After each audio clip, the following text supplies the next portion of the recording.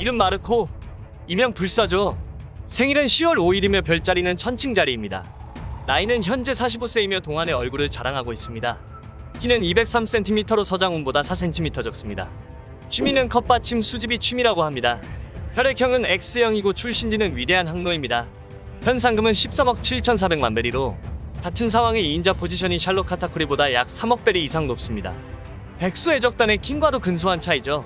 동물계 환수종셋의 열매 모델 불사조로 최초로 등장한 환수종 능력자였죠. 패기는 무장색 견문색을 사용할 수 있습니다.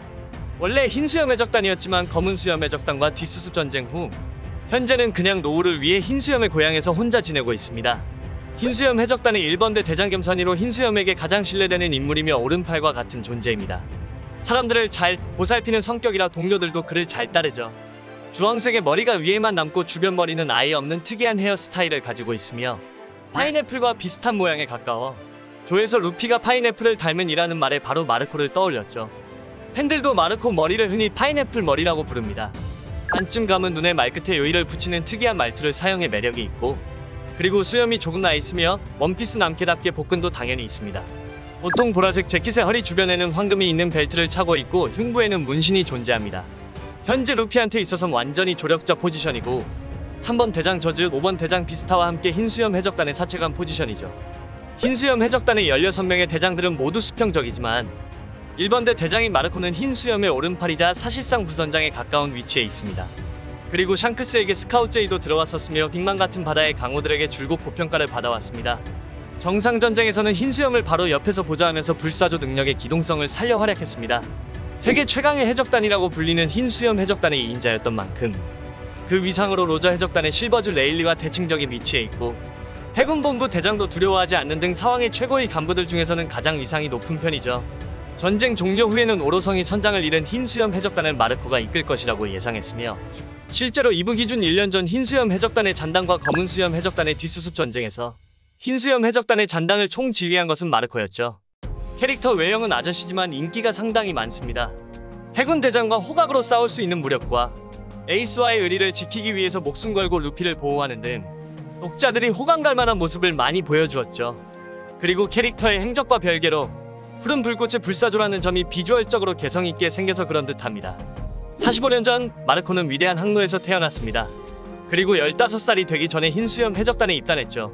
정확하게 몇 살에 입단했는지는 불명하지만 흰수염의 회상에서 가장 빨리 등장했으니 다른 멤버들보다 오래 여행한 건 사실이죠. 30년 전 모비디코가 급류에 휩쓸려서 졸지에 와노쿠니에 발을 디뎠습니다. 탐색조를 자처했으나 아직 견습 선언에 불과했던지라 화이티베이에게 안 된다는 소리를 들었죠. 그리고 코즈키 오뎅, 아카자야 구남자와 친분을 쌓았습니다.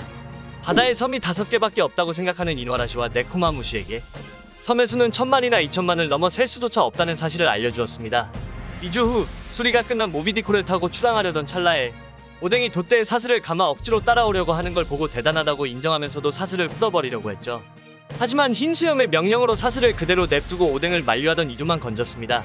그 후 3일 동안 물속에서 버티면 동료로 인정해주겠다는 흰수염의 말을 굳게 믿고 절대로 사슬을 놓지 않는 오뎅을 보다가 정이 들어서 시간 제한이 1시간 정도 남았을 때 힘내라고 응원까지 보냈습니다. 오뎅이 기어코 동료가 되었을 때는 열렬하게 환영했죠. 연회에서 이노아라시, 네코마무시와 함께 어깨동무를 하며 춤까지 추었습니다. 때로는 오뎅과 토키의 알콩달콩한 사랑을 보고 얼굴을 붉히기도 했습니다. 그리고 오뎅이 합류한 지 4년이 지났을 때 어느 섬에서 어엿한 전투원으로서 로저 해적단과 충돌했는데 이때 레일리와 대치를 했지만 한 손가락에 공격이 막혀 당황했습니다. 싸움이 끝나고 나서는 신참인 마샬디 티치에게 샹크스와 버기가 로저 해적단의 견습임을 말해줬죠. 20여 년 전 흰수염 해적단이 대해적 시대가 열리면서 엉망이 된 어인섬 구원에 나섰을 때 참전했으며 여담으로 저때 마르코 나이가 20대 초중반인데 45살이었을 때 똑같이 생겨 충격적이었죠. 노안인 걸까요? 동안인 걸까요? 4년 전 흰수염에게 참패하고 흰수염 해적단에 강제적으로 들어온 에이스가 왜 너희들은 흰수염을 아버지라고 부르냐고 묻자 그분이 아들이라고 불러주기 때문이다 라고 대답해 감동적이었죠. 이어 그때까지 대략 100번 정도 복수를 시도했다가 탈탈 털린 에이스에게 정말로 흰수염의 목을 칠 생각이라면 배에서 내려 처음부터 시작하든가 여기에 남아 흰수염의 마크를 엎든가 결정을 내릴 것을 권유했습니다. 후에 자신의 부하 마샬디 티치가 동료 사치를 살해한 후 달아나는 일이 발생하자 광분한 에이스를 말렸지만 결국 에이스는 티치를 쫓기 위해서 홀로 바다에 나갔습니다. 샹크스의 전령으로 온 록스타가 등장하는 장면에서 조조와 함께 처음으로 등장했다고 하는데 작가의 실수로 캐릭터 디자인이 겹쳐졌을 뿐 그 장면의 분위기나 상황을 보면 마르코가 아닌 일개의 작조림을 알 수 있습니다. 45권에서 등장하였는데 이때 1번대 대장이라는 직위와 이름이 밝혀졌습니다. 샹크스가 홀로 모비딕 호에 오르면서 압도적인 패왕색 패기를 발산하자 어린 것들은 물러나 있어 라고 지시하는 노련한 모습을 보여주었습니다. 결국 어린 것들이 패왕색 패기의 의식을 잃고 하나 둘 쓰러지자 샹크스에게 뭐하는 짓이냐고 어이없어하며 화를 냈습니다. 그러거나 말거나 샹크스는 마르코를 보고 활짝 웃으며 우리 배에 들어오지 않겠나? 라고 스카웃을 시도했지만 시끄럽다며 단칼에 거절해 웃겼죠. 이후 협상이 결렬된 흰수염과 샹크스가 무기를 부딪혀 하늘이 갈라지자 샹크스가 아버지를 공격했다고 기겁하는 부하들을 그렇게 어리석은 짓을 벌일 사내는 아니야 라고 진정시켰죠. 검은 수염에게 패배하고 세계정부에 사로잡힌 에이스를 구하기 위해서 마린포드에 등장했습니다.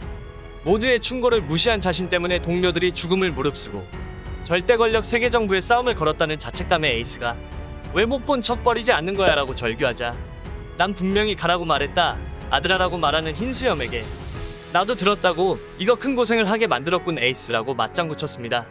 이어 이 바다에선 누구나 알고 있을걸 우리 동료에게 손을 대면 대체 어떻게 되는지 정도는 말이지 기다려 곧 구해주마 라고 소리쳤습니다. 이 말을 시작으로 정상전쟁이 시작되었습니다. 초반에는 만내로 진격한 다른 대장들과 조조와 함께 흰수염의 곁을 지켰습니다. 이때 흰수염을 노리고 쏟아부은 대장 키자루의 팔척경고곡을 가뿐히 정면으로 받아내며 다짜고짜 킹을 잡을 수야 없지라는 간지나는 명대사를 남겼습니다. 이후 푸른색 불꽃에 두른 불사조로 변해서 팔척경고곡을 뚫고 돌진하여 키자루에게 무장색 패기를 두른 발차기를 먹여서 땅으로 떨어뜨렸습니다. 그리고 이건 따끔한 거리라고 키자루가 말하자 마르코가 뻥치긴 이라고 맞받아쳤죠. 추락한 장소에 거대한 규모의 폭발이 일어났지만 볼사리노는 멀쩡한 모습으로 나타나 거인족 중장들에게 하늘에도 주의하라고 명령을 내렸습니다.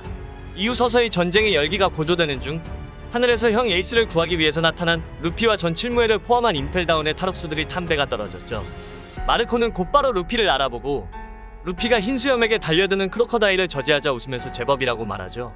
루피가 혁명가 드래곤의 친아들임을 공표되고 모두가 경악한 사이 흰수염은 그런 루피를 보고 마르코에게 죽게 해선 안 된다고 지시했습니다.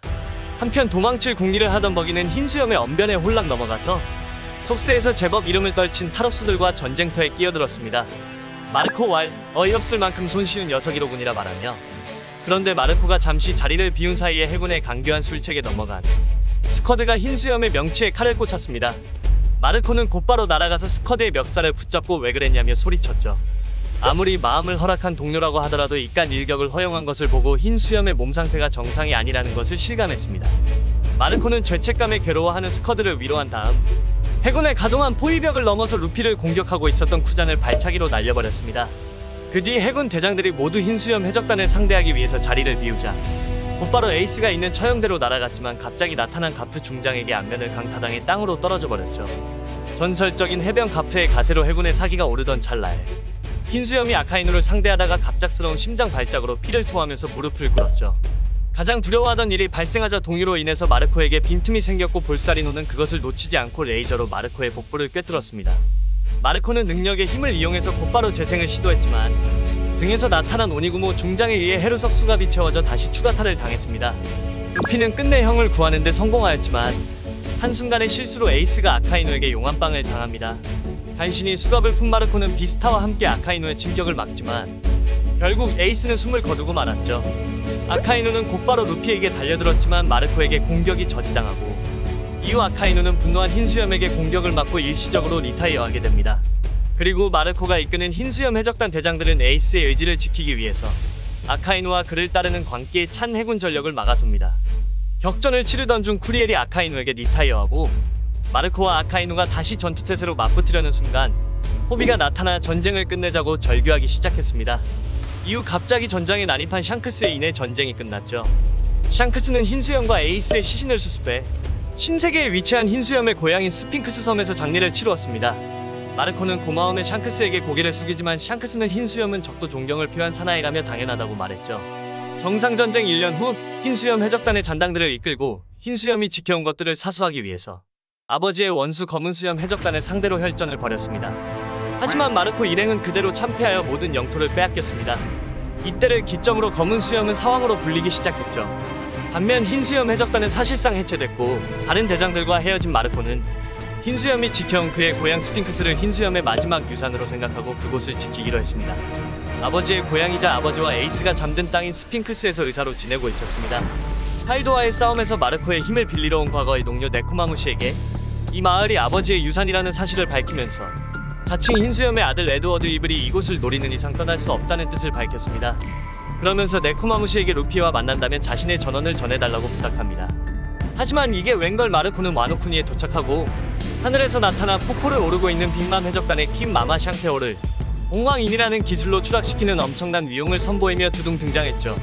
이후 떨어지는 샹테호를 바라보며 다음에 왔을 때엔 시대가 조금 움직였을지도 모르겠다라며 이번 와노쿠니 전쟁에 후폭풍을 넌지시 암시하는 발언을 했습니다. 이와 함께 와노쿠니로 진입할 수 있는 폭포를 통해 배로 진입 중이던 네코마무시와 이조의 모습도 나왔습니다. 자세한 상황은 스핑크스에서 마르코의 전원을 받았던 네코마무시가 다른 병력들을 데리고 와노쿠니 쪽으로 먼저 향했으며 검은 수염 쪽의 개코 모리아가 난리통을 만드는 덕분에 잠시라고 해도 다른 데로 시선을 돌릴 여유가 없어졌고 위블 또한 칠무의 폐지로 인해 당장 해군의 추적을 피해야 하는지라 흰 수염 해적단 잔당들을 신경쓰지 못하게 되어 본인까지 여유가 생기자 바로 출발을 했습니다.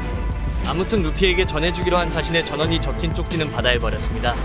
이조 네코마무시하고 오니가시마에 도착해 로아 아카자야 멤버들을 만납니다. 하지만 본인은 바다에서 목격한 웬 괴상한 그림자를 보러 가겠다며 일행에서 잠시 이탈했습니다. 아무래도 앞선 화에서 홀로 오니가시마에 오는 샬롯 페로스페로로 그와 대결을 벌일 가능성이 높다고 예측됐었지만 그러나 의외로 페로스페로와 함께 임시 동맹을 맺고 백수 애적단을 공격하는 장면이 나왔습니다. 애니에서는 직접 오니가시마로 향하는 페로스페로를 만나서 일단 협력할 것을 부탁했습니다. 페로스페로에게 카이도 퇴치 권유를 받은 것으로 드러났고 빅맘은 자신이 정한 일이라며 거절하고 너 정도의 남자가 애송이를 도와주다니 흰수염의 잔당도 이상한 길에 들었군 이라고 마르코에게 말하자 빅맘 아버지의 목소리가 아직 우릴 속박하고 있다고 생각하나? 남겨진 우리는 자유다라며 반박합니다. 그러고서 빅맘에게 신시대로 갈배에 내 놈이 탈 자리는 없다라고 외치며 막아섭니다. 빅맘과 싸우는데 재생의 불꽃으로 공격해 프로메테우스에게 타격을 입히지만 금방 빅맘에게 바로 목을 붙잡혀 제압당해버리죠. 붙잡힌 상태로 페로스페로에게 당할 위기에 처하나 스로나한 캐럿과 완다가 이를 막아섰습니다. 자신의 능력을 사용하여 빙기 바이러스를 상쇄시키고 초파가 마르코의 불꽃이 뜨겁다며 소리치자 조로와 브룩이 오해하고 공격하는데 뜨겁나라며 간단하게 피했습니다. 물론 초파도 후에 뜨겁지 않다고 말에 웃음을 주었습니다. 자신의 불꽃으로 라이브 플로어의 감염자들의 체온을 높여 바이러스가 퍼지지 않게 하는 원리였죠. 하지만 본인 말에 의하면 이건 어디까지나 일시적이며 체력이 닿으면 다시 바이러스가 퍼질 거라고 말했습니다. 그리고 엄청난 활약을 보여주는데 킹과 킨을 자신의 날개로 붙잡아두고 발차기로 조로를 옥상으로 날려보냈습니다. 그리고 상대의 헬프한 목소리를 듣고 밀짚모자 일당이 유쾌한 녀석들이라며 웃었습니다. 그 다음 혼자서 킹과 킨을 막으며 그들에게 타격을 선사하는 모습으로 나오는데 그 작화랑 연출은 정말 미쳤습니다.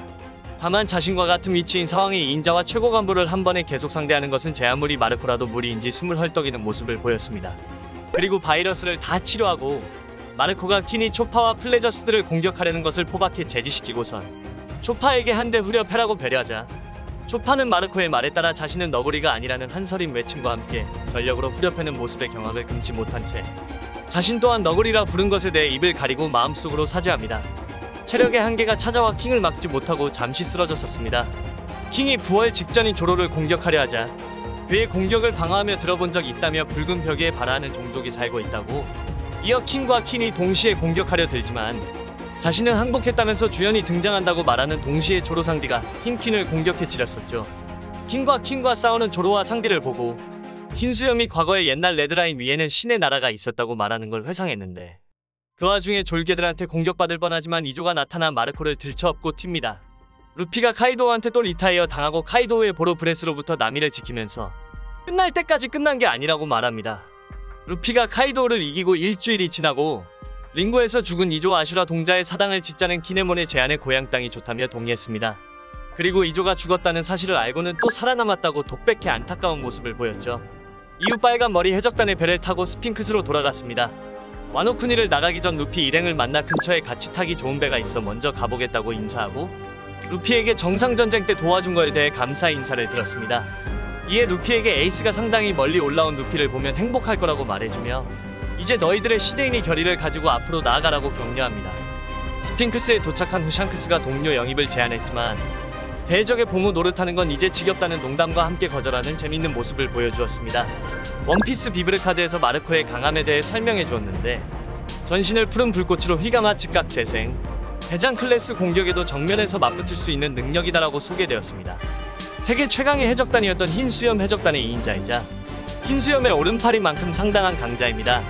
해적단 내 16명의 대장들 중에서도 화검의 비스타 다이아몬드 저주와 더불어 특기 전력처럼 여겨지고 사실상 원작의 첫 데뷔전이었던 정상전쟁에서도 해군 대장들과 최소 한 번씩 번갈아 싸우면서 그 강함을 확인시켰습니다.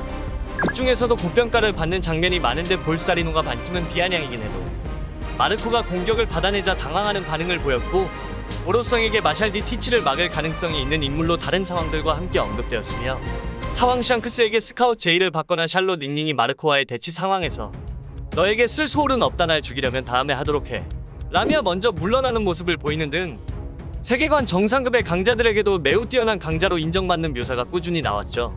동물계 환수종셋의 열매 모델 불사조를 먹어 부활의 푸른 화염을 통해 재생하는 몸을 지닌 인물답게 사왕이나 해군 대장의 공격을 막아내거나 붙드는 초월적인 방어력과 대치 능력을 뽐내죠. 불사조의 재생의 화염 능력을 아군에게 뿌려서 동료들을 회복시켜줄 수도 있습니다. 공격받는 아군은 탱킹으로 지켜주고 부상당한 아군은 재생력을 통해 치유해주는 마르코는 자신을 포함한 다수의 인원들을 안정적으로 지켜낼 수 있는 세계관 최고 수준의 탱커 및 힐러인 셈이죠. 정리하자면 공격력과 결정력은 동급 대비 조금 부족한 대신 탱킹과 회복을 비롯한 유틸성이 극상위권에 속하는 강자이며 상대가 누가 오든 무투파로서 공격해오는 게 아니라면 무조건 반반은 갈 수 있는 인물입니다. 나올 때마다 사왕 해적단의 2인자 몫을 톡톡히 해내는 그런 인물이죠. 마지막으로 구독과 좋아요 눌러주시면 정말 감사하겠습니다.